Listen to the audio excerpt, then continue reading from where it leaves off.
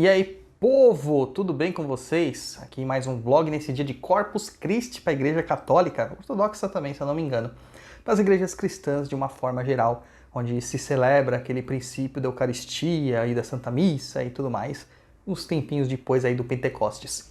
E justamente hoje eu acho que é um tema muito importante para a gente falar, né? Um tema importante que eu até recebi uma mensagem de um ouvinte aqui, de um telespectador, por assim dizer, né? Um seguidor nosso, falando sobre isso, se a Umbanda é cristã ou se ela foi cristianizada.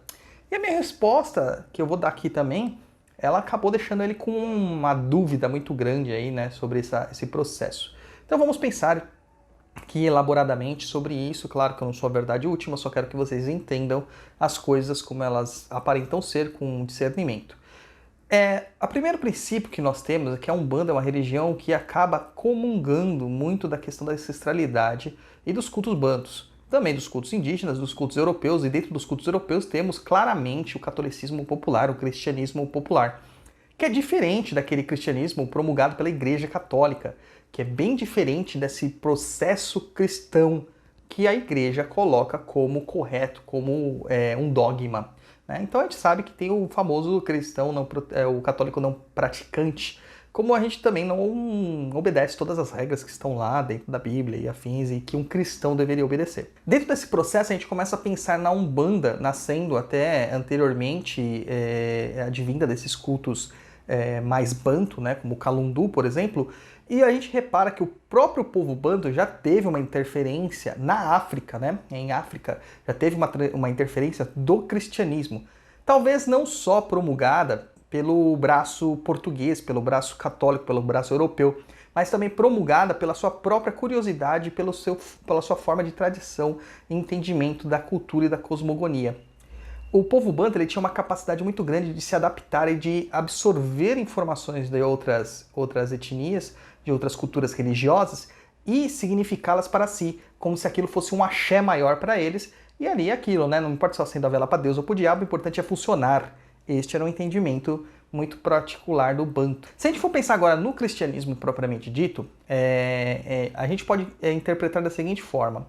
A pessoa, ela critica a Umbanda cristã, falando que a Umbanda não tem viés cristão. Para mim tem, tá? Tem muito viés cristão, mas ela critica que não tem um viés cristão porque não é católica. Calma, gente, não é isso que está sendo dito.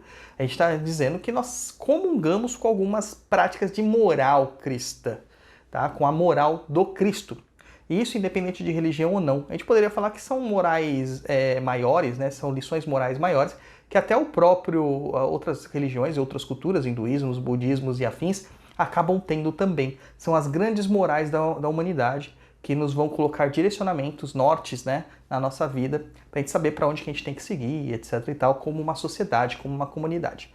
Se a gente for pensar na Igreja Católica atual, a Igreja Católica atual é totalmente diferente daquilo que Jesus Cristo promulgou. Lembrando que Jesus não criou nenhuma igreja, ele não fundou nenhuma igreja. Jesus era judeu, mas de uma dissidência judaica, por assim dizer, pela sua forma particular de entender o mundo, né? Jesus era praticamente um comunista. Sim, desculpa você que não concorda, mas sim, ele era. Ele queria o poder emanado para o povo e do povo e a distribuição das coisas de uma forma equitativa, tá? Por exemplo, como a gente vê em várias parábolas que ele faz ali, trazendo milagres tremendos. Jesus não estava com os nobres, Jesus estava no meio da população, no meio daqueles que eram perseguidos, marginalizados. Muitas pessoas vão falar das prostitutas, dos cobradores de impostos, dos ladrões, dos pescadores, que era a marginalidade ali da comunidade judaica da época. Então, todo esse entendimento que se a gente for ver, que se dá por Jesus, né, com essa disseminação de não cobrança sobre a religiosidade alheia de forma exacerbada, sobre a abertura e igualdade para todos, direitos para todos, sobre o reino dos céus para aqueles que conseguissem trazer obras morais e não obras materiais para a nossa vida. Todas essas questões que ele nos coloca, elas não são bem seguidas pela própria Igreja Católica.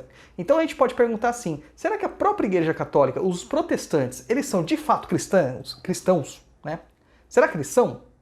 Ou se eles estão cristianizados agora?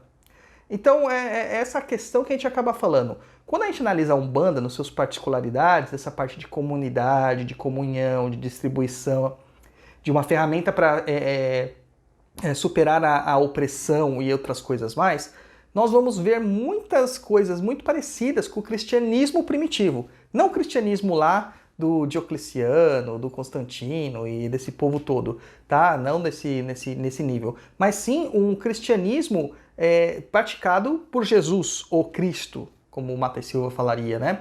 Então você vai ver que ali você vai ter muitas diferenças do que exatamente hoje nós dizemos sobre cristianismo. Então a Umbanda pode ser considerada cristã? Pode, mas um cristianismo primitivo. A Umbanda pode ser considerada católica? Não. Essa é a questão, essa é a diferença. Eu sei que o ranço cristão é muito grande para as pessoas, mas comece a analisar o que o Jesus deixou, né? Que é aquele cara chamado Jesus, mitológico ou não, pelas suas ideias, deixou. Analise isso e veja se ele não tinha uma certa coerência dentro das suas morais.